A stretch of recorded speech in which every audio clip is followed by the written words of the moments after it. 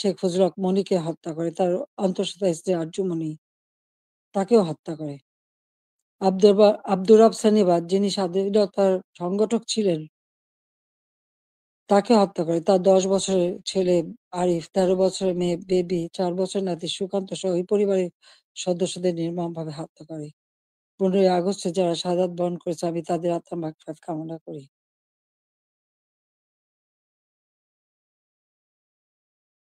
বাংলাদেশের ইতিহাসের সাথে ছাত্রলীগের ইতিহাস জড়িত।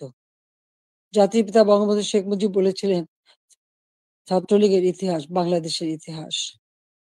প্রতিটি সংগ্রাম, মুক্তিযুদ্ধে ছাত্রলীগের অবদান রয়েছে।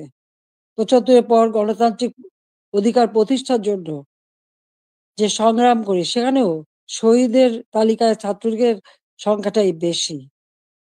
বারবার আঘাত এসেছে, একের পর এক কূ হয়েছে, হত্যা, কূ, ষড়যন্ত্রের রাজনীতি শুরু হয়েছে।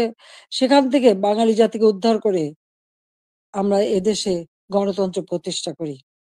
১৫ই আগস্ট আমার ছোট বোন রেহানা আর আমি বিদেশে ছিলাম বলে বেঁচে গিয়েছিলাম। ৬ টি বছর প্রবাসে আমরা কাটাই। এরপর আমি সুযোগ পাই বাংলাদেশে ফিরে আসতে বলতে গেলে অনেকটা জোর করে ফিরে আসি।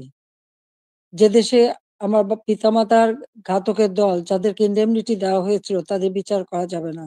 অর্থাৎ আমি একজন মানুষ হিসেবে আমার বাবা, মা, ভাইয়ের বিচার চাইতে পারব না।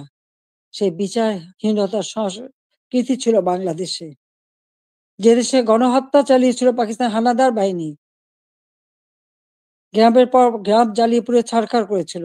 মা-বোনদেরকে ধরে নিয়ে ক্যাম্পে রেখে দিনের পর দিন পাশবিক অত্যাচার করত। সেই যুদ্ধাপরাধী যাদের বিচার জাতির পিতা শুরু করেছিলেন তাদেরকেও কিন্তু ছেড়ে দেওয়া হয়। মুক্তি দেওয়া হয়েছিল তখন। সেই অবস্থায়ও কিন্তু আমি দেশে ফিরে এসেছিলাম একটা প্রত্যয় নিয়ে। যে আদর্শ নিয়ে, যে চেতনা দিয়ে বাংলাদেশ স্বাধীন হয়েছে।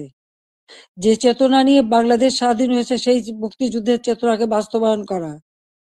যে আদর্শ বুকে ধারণ করে লাখো শহীদ রক্ত দিয়ে দেশ স্বাধীন করেছে, সেই শহীদের মর্যাদা রক্ষা করে বাংলাদেশের মানুষের অন্ন, বস্ত্র, বাসস্থান, চিকিৎসা, শিক্ষা, মৌলিক অধিকারগুলি নিশ্চিত করে বাংলাদেশকে একটা উন্নত, ক্ষুধা, দারিদ্র্যমুক্ত বাংলাদেশ গড়ে তোলা।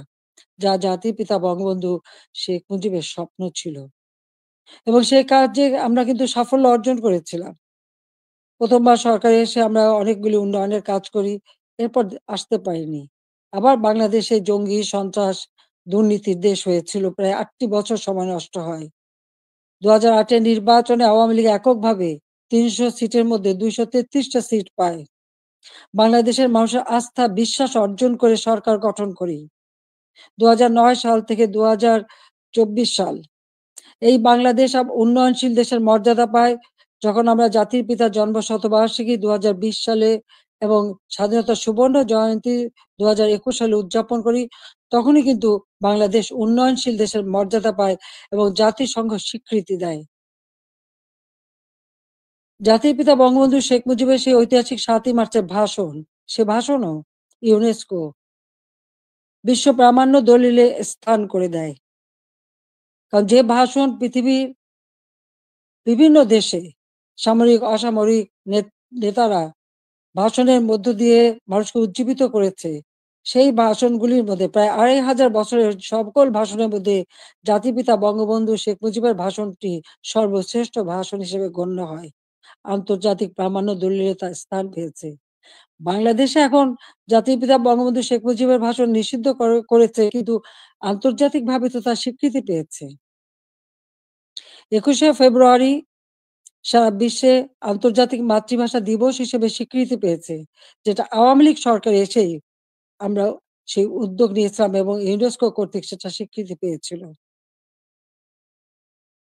বাংলাদেশের উন্নয়ন এটা তো শুধু একথা তো কেউ বলতে পারবে না যে উন্নয়নটা শুধুমাত্র আমরা একটি দলের জন্য করেছি। এই উন্নয়নটা সারা দেশের মানুষের জন্য। আমরা দেশের ছেলে-মেয়েদের আমাদের ভবিষ্যৎ প্রজন্ম, তরুণ সমাজ যারা এদেশের একদিন কর্ণধার হবে, তাদের জন্য মানসম্মত শিক্ষার পরিবেশ আমরা তৈরি করেছিলাম। যেখানে ছিল অনবৎ সেশন জট। সেখান থেকে মুক্ত করে আমরা শিক্ষার পরিবেশ তৈরি করি।